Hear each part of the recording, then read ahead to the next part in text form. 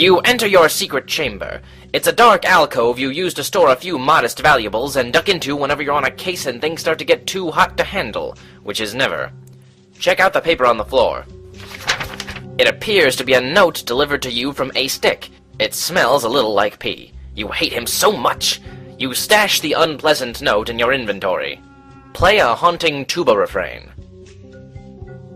You can't do it. That tuba is filthy. Check out the paper on the wall. It's another business card for an intriguing trade. Some of these services sound really exotic. Put card in your inventory. Get in dummy elevator. You climb into the elevator, sometimes called a dumbwaiter. It's pitch black inside. There's only one direction to go. Go down. The dumbwaiter goes down a little bit, then stops. This is as far as it goes. The interior is somewhat illuminated from light coming in through a slit on the wall you're facing. It looks like you can slip objects through it as long as they are narrow enough. Peep through the slit. It's hard to see anything through it, but you hear a voice again. Listen. It's A-Stick's office again. He is still on the phone and sounds really surly. He seems quite upset about a mix-up involving large stone busts instead of some other service he believed he was getting. He seems to be wondering if he has the right business card. Feed your Busts R Us card through slot. You deposit into the slot the Busts R Us card. But pee on the card beforehand. A little too late. You realize you should have peed on the card to stick it to Ace. You decide to pee on it anyway. A-Stick picks up the card and puts it in his inventory. He considers the card carefully. He calls the number, hoping this one will bring him satisfaction. After a little while, some whores show up. It looks like Ace got the better of you once again. Take swig from flask of whiskey. Feelings of dejection overwhelm you. You are tired of being shown up by your rival. He gets everything. All the good cases, the women, the ability to open his office door. You'd wager he even enjoys the lion's share of the candy corn. You down a stiff belt from your flask of whiskey. You experience a boost in your imagination. Clean horns. Suddenly you are entirely dissatisfied with the condition of these horns. It is an absolute disgrace. You won't stand for it. You set about polishing the instruments, but it seems your imagination is too high to conduct normal, day-to-day activities. You topple some of the horns. The clarinet breaks. If only there was a place that could serve as a proper outlet for such a high degree of imagination until the condition passed. Back to the old fort.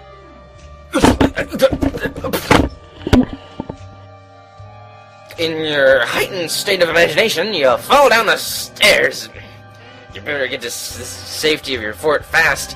You're no good to anyone out here. Hurry! You feel safe and sound in the cozy confines of your wobbly particle board walls. Drift into the realm of make-believe. You stand in your imaginary office. With the mind, anything is possible. Your imaginary phone is ringing. Answer the imaginary phone. You answer the phone in the best Depression-era fast-talking way possible. On the other line is a hysterical dame. You tell her to calm down and give you the skinny on what all the hubbub is about. Her answers are vague and one-dimensional. The case is quickly going nowhere. It turns out your imagination sucks.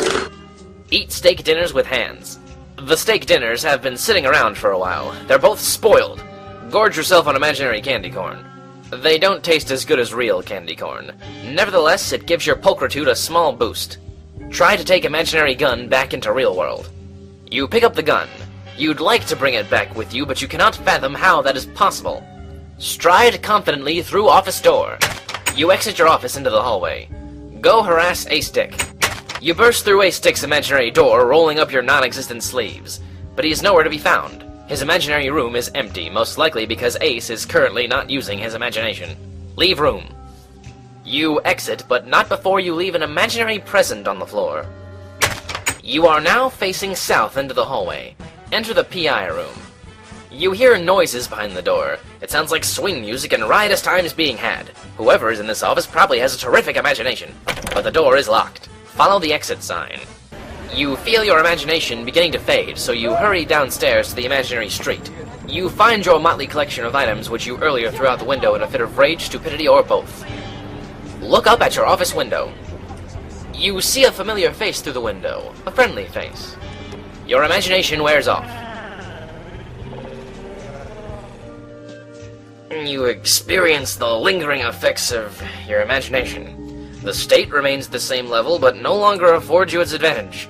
However, you remain just as useless in the real world. You're gonna need to figure out a way to sober up fast. Chug coffee with no regard for temperature. You drink the coffee, which is lukewarm. It is foul, bitter, and ridiculously strong. You can only drink a little of it. Your imagination is reduced, while your vim enjoys a healthy boost. You feel terrific now, fit as a fiddle and bristling with coordination. 2 pieces of candy corn fall on the floor. Get candy corn. You put the candy corn into your hat. The phone is ringing again. Go check it out. Your phone is now missing 3 components, making it that much more difficult to answer this call from an undoubtedly hysterical dame. If only you could think of a way to reel in objects from that weird window mindspace universe. Flip window upside down and shake to retrieve phone.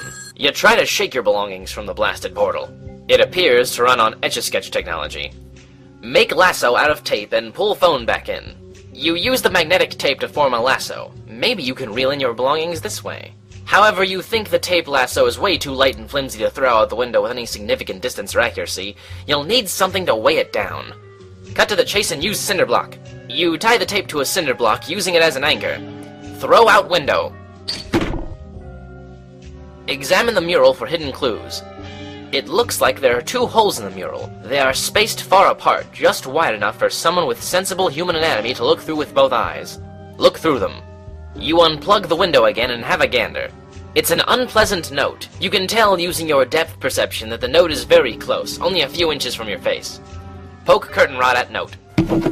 A painting of an elf jostles on the other side. It falls to reveal a safe. The safe pops open, revealing a painting of an elf. Look through the elf holes. It is the office of yet another one of your competitors, Pickle Inspector. He looks dazed, as if perhaps he's been trapped in his office for some time. There are strange glass containers in the corner. You wonder if there might be a business card, worded professionally of course, for a glass blower somewhere in his office. Perhaps taped to something like a cinder block or the back of an elf painting? His office is dark for some reason. You suddenly hear noises coming from A-Stick's office. You figure as long as your office is dark, you might as well check on him through the clown holes. The whores tied A-Stick up in a chair and stole his phone. The Huggy Bear bust is cracked open, and the treasure which was undoubtedly stashed inside has been stolen too. He was probably tortured for the information. Rejoice! You celebrate by mustering one of the silliest dances you've attempted in hours. A-Stick hears your shenanigans from the other side. He seems to be pleading for a way to cut the rope. Try to get the hutch bust's attention. You can't imagine how you can get a statue's attention. You begin to covet the hutch bust and whatever secrets it guards. Climb down the tape to retrieve your things. The reel is way too weak to hold your weight. It will probably only be able to support and reel in lighter objects. Activate the reel to reel. The reel begins to turn, pulling the tape taut. The cinder block below does not budge. If the tape is retied to a lighter object, it will likely be pulled in through the window automatically. Give Ace piece of glass to cut rope. You go into the back room and down the elevator. Slip glass through slot. Ace receives the shard of glass. He uses it to cut himself free. You are now A-Stick. You begin to question this feud you've been embroiled in with your neighbor for so long. After all, he did just give you the number for some honest-to-God whores, even if they did ultimately rob you. He also just helped you escape. Maybe it's time to bury the hatchet and help him out of his office. You feel you should get some supplies from your safe first, though. If only you could remember the combination. Check behind paper stuck to door for combo. You can't pull it off. It's stuck fast. Maybe a heavy object will knock it loose. Throw hutch bust at it. Using your extraordinary strength due to your unusually high vim characteristic, you lift the bust easily. Throw. You send Owen Wilson paperword. The bust crashed through the window, knocking out an employee of Madame Murel. He was wheeling a portable scaffold into place to prepare for some more mural work. He looks like he's in bad shape now. The hutch head cracked open, exposing riches. It looks like one of the whores may have taken Starsky's sunglasses. The scaffold continues rolling, coming to a stop in front of your door, jamming it shut. You are now trapped in your office too. You and Problem Sleuth will have to work together if you want to escape. Proceed commands for A-Stick with AD and for Problem Sleuth with PS. AD. Reach through window and move scaffolding out of the way. The scaffolding is jammed in place. It seems the brake for the wheels was triggered after it came to a stop. You can't push it away either. The top just bumps up against the ceiling. There's no climbing out of the window with your portly frame because of the scaffold bars. Unless someone comes to help you or you find a blowtorch to melt through the bars, you're probably not getting out of this office anytime soon. Nice try, though. Okay, forget it then. Pick up Tommy gun. I beg your pardon? Get the phone pieces sitting around. You put the phone parts in your inventory. Slip PS his phone parts. You slip the phone parts through the slot to an awaiting Problem Sleuth. But he is not waiting for them in the dumbwaiter. The phone parts fall somewhere into the dark shaft below. Nice work, bonehead McFuckup. AD, look inside Huggy Bear's statue for riches. There is a hammer in the broken Snoop Dogg bust. You place the hammer in your inventory. P.S. Climb halfway out window, then unplug window. The window loses its extra-dimensional portal properties and severs you midway through. You are dead. Go back. P.S. Climb halfway out the window, then unplug the window. Oh, wait, don't do that. You're not sure what you were thinking. Check behind clown poster.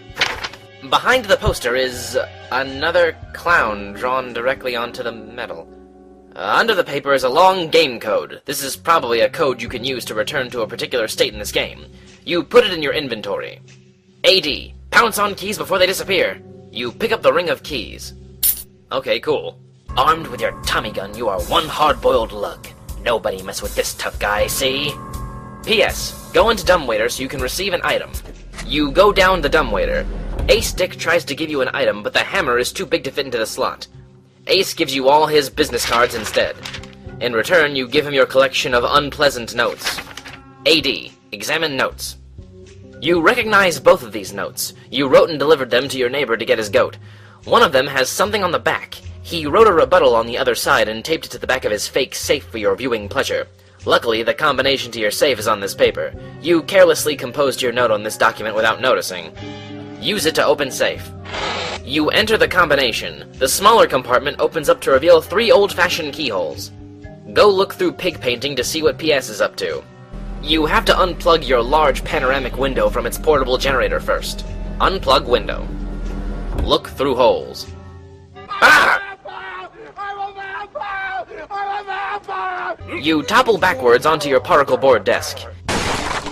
It was supported by a couple of smaller busts, including one of your favorites, Snoop Dogg from Soul Plane. Throw Snoop Dogg through big window portal. First, you organize all of your particle board into a neat pile to reduce clutter. You ready to snoop for throwing. Throw. The bust crumbles against the rigid surface of the unplugged window. There's just no breaking the pane unless it's plugged in. Amidst the rubble is a couple of pieces of candy corn and a small key.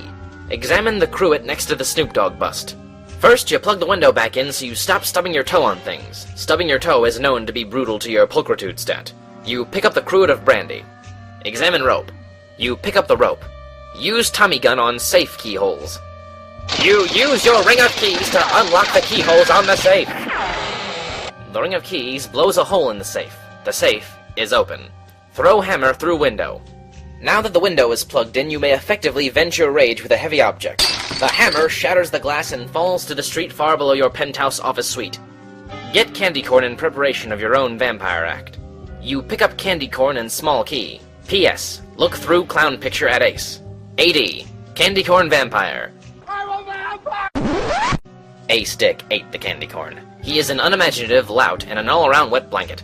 Ace enjoys a small boost in pulchritude from the candy. His modest pulchritude gauge is now maxed out.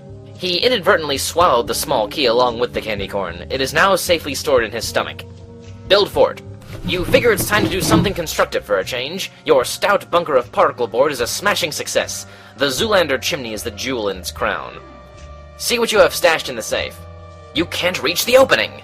You would stand on the chair, but you don't think it's quite high enough. Besides, it is now built into your fort and there's obviously no going back. Throw fort out window. That's the stupidest idea you've ever had. Use bust stand as a step to access the safe. By stacking 2 bust stands, you can easily reach the safe opening. Go in.